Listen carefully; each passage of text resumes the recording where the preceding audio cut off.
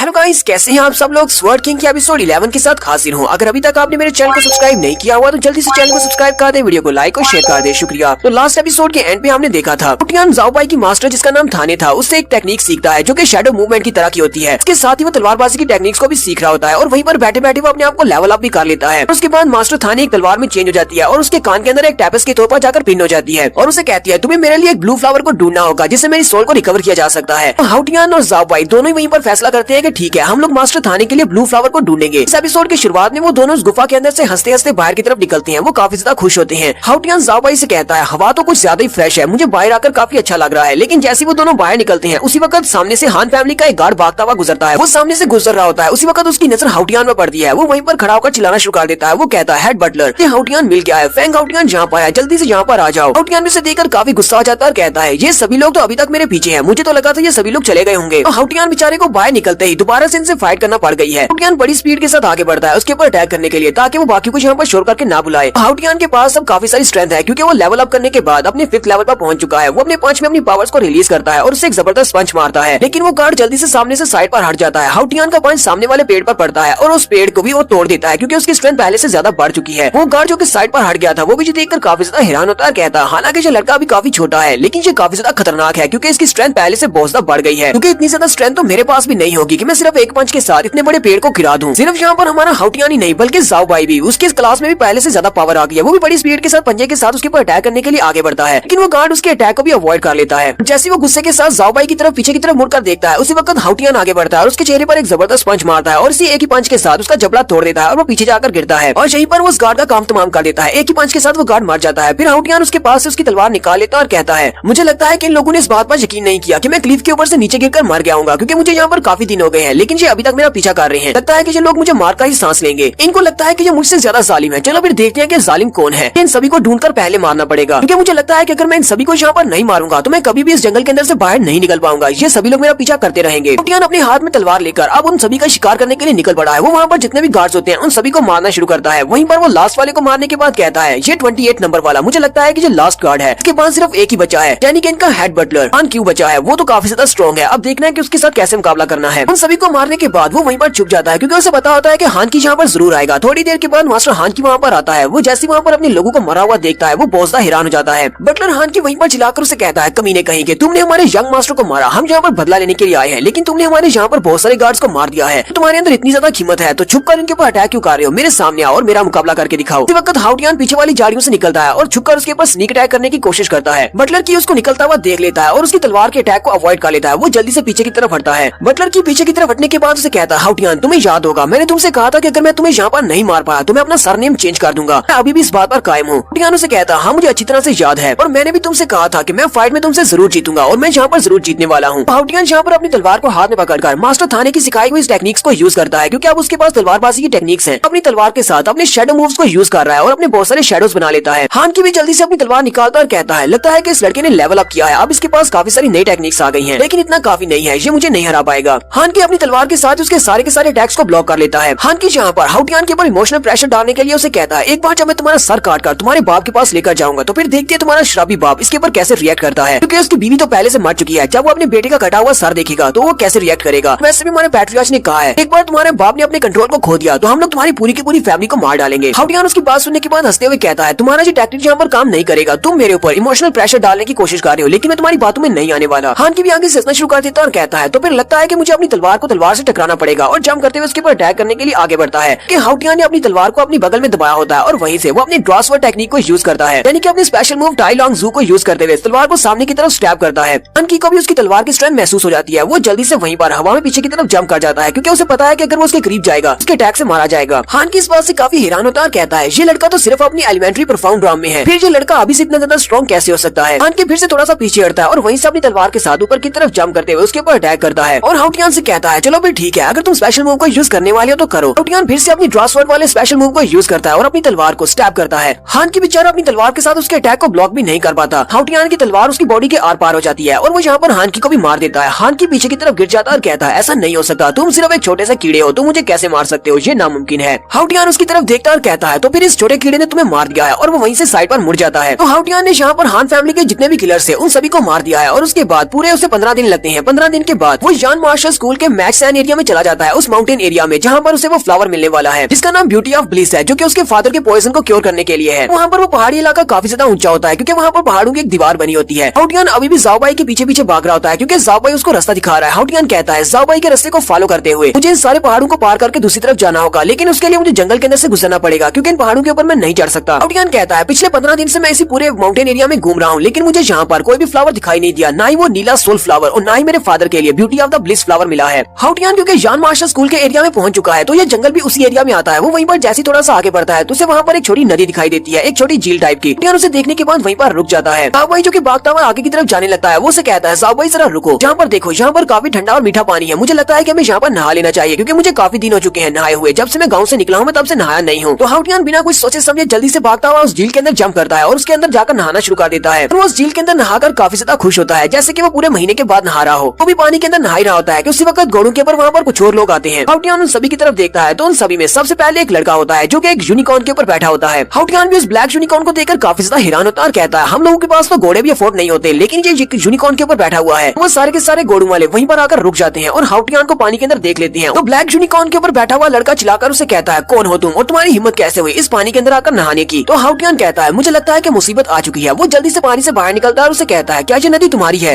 वो लड़का उसे कहता है नहीं, ये नदी हमारी नहीं है, लेकिन अब हमारा ग्रुप यहाँ पर आ चुका है और हमारे साथ हमारी यंग लेडी है, वो यहाँ पर अपना मुंह धोना चाहती है, इसलिए तुम यहाँ से जल्दी से दफा हो जाओ। हाउटियान उसकी बात सुनने के बाद अभी वहीं पर खड़ा होता है। वो चिल्लाकर उसे कहता है लगता है कि तुमने मेरी बात को सुना नहीं, मैंने कहा कि जल्दी से यहाँ से दफा हो जाओ। अगर मैं तुम्हें यहाँ पर से आराम से जाने का मौका दे रहा हूँ तो चुपचाप यहाँ से चले जाओ, ऐसा ना हो कि मैं तुम्हें यहाँ पर से बहुत ज्यादा पीटने के बाद भेजूं। हाउटियान उसकी बात सुनने के बाद गुस्सा हो जाता है। हमारा हीरो जो ठहरा वो तो उसके सामने अकड़ेगा ही। वो उसे कहता है अगर ये नदी तुम्हारी नहीं है और ना ही तुम्हारे बाप की है फिर तुम कौन होते हो मुझे यहाँ से भगाने वाले, मैं तो इसी के अंदर ही नहाऊंगा। और वो लड़का भी आगे से गुस्सा हो जाता है और कहता है कमीने कहेंगे, लगता है कि तुम्हारी जीने की इच्छा खत्म हो चुकी है, इसी वजह से तुम हमारे साथ बहस कर रही हो। वो जल्दी से अपने पास से अपना हंटर निकालता है और उसको घुमाते हुए हाउटियान के ऊपर अटैक कर देता है। हाउटियान उसके हंटर को अपने हाथ में पकड़ लेता है और उसे कहता है मैं यहाँ पर तुम सभी लोगों के साथ फाइट नहीं करना चाहता क्योंकि मैं अभी यहाँ पर आया हूँ, किसी को अपना दुश्मन नहीं बनाना चाहता, प्लीज मेरे साथ इज्जत से पेश आओ। वो लड़का जब से देखता है कि हाउटियान ने उसके हंटर को अपने हाथ से पकड़ लिया है, वो अपने हंटर को छोड़ देता है और जल्दी से अपनी तलवार निकालता है और गुस्से के साथ हाउटियान की तरफ देखता है। ज़ाओबाई भी जल्दी से जंप करता हुआ हाउटियान के कंधे पर आकर बैठ जाता है। वो भी काफी ज्यादा गुस्से में होता है। वो दोनों एक दूसरे को घूर घूर कर देख रही होती हैं। तो इस लड़के का नाम जियांग बिन है। उसी वक्त पीछे जो उनके साथ लड़की होती है वो उसे कहती है जियांग बिन रुक जाओ, तुम ये क्या कर रहे हो। तो वो लड़की भी एक ब्लैक यूनिकॉर्न के ऊपर ही बैठी होती है। वो उनकी तरफ देखती है, हाउटियान उनकी तरफ देखता है। वो लड़की हाउटियान की तरफ देखने के बाद हल्का सा शर्मा देती है। जियांग बिन उसे कहता है माय लेडी प्लीज आप दूर रहे, लगता है कि ये लड़का काफी ज्यादा खतरनाक है और ये आपको नुकसान पहुंचा सकता है, आपको यहाँ पर नहीं आना चाहिए क्योंकि मुझे नहीं लगता कि ये लड़का हमारी बात को इतनी आसानी से मानने वाला है और मुझे इससे फाइट करना पड़ेगी। तो ये लड़की भी कुछ काम नहीं है, ये भी एक कमीनी है। वो हाउटियान की तरफ देखती है और कहती है ये भिखारी कहाँ से आया है, इसके कपड़ों की तरफ तो देखो, लेकिन इसके पास जो बंदर है वो काफी प्यारा है। हाउटियान से कहती है भिखारी कहीं के, अपने इस बंदर को यहीं पर छोड़ो और यहाँ से दफा हो जाओ, हम तुम्हारी जान बख्श देंगे। और साथ ही वो अपने पास से एक बॉटल निकालती है और उसे कहती है इस बॉटल के अंदर एक ब्लड टॉनिक पिल है, इससे तुम अपनी एनर्जी को बहुत ज्यादा बढ़ा सकते हो, डायरेक्टली ब्रेक थ्रू करने के बाद अपने 5th लेवल से 6th लेवल पर पहुंच सकते हो। इस बॉटल के अंदर जो पिल रखी है उसकी कीमत 10,000 क्रिस्टल्स के बराबर है। मुझे लगता है कि तुम्हारे मंकी को खरीदने के लिए इतनी कीमत ठीक रहेगी। वो उस बॉटल को उसकी तरफ फेंकती है और कहती है चलो इसको रखो और दफा हो जाओ और ये मंकी मुझे दे दो। जियांग बिन भी चलाकर उसे कहता है अब तुम्हें तुम्हारी कीमत मिल चुकी है, इस टॉनिक पिल को उठाओ और यहाँ से दफा हो जाओ क्योंकि अगर इस लड़की ने अपना माइंड चेंज कर लिया तो उसके बाद तुम्हें तुम्हारी जान बचाने का मौका भी नहीं मिलेगा, हम तुम्हें मार डालेंगे और इस बंदर को भी तुमसे छीन लेंगे। तो यहीं पर हम लोग अपनी एपिसोड 11 का एंड करने वाली है। तो नेक्स्ट एपिसोड में देखेंगे कि यहाँ पर क्या कुछ मजेदार होने वाला है। एपिसोड की एक्सप्लेनेशन अच्छी लगी हो तो कमेंट करके जरूर बताइएगा। चैनल को सब्सक्राइब कर दे, वीडियो को लाइक और शेयर कर दे।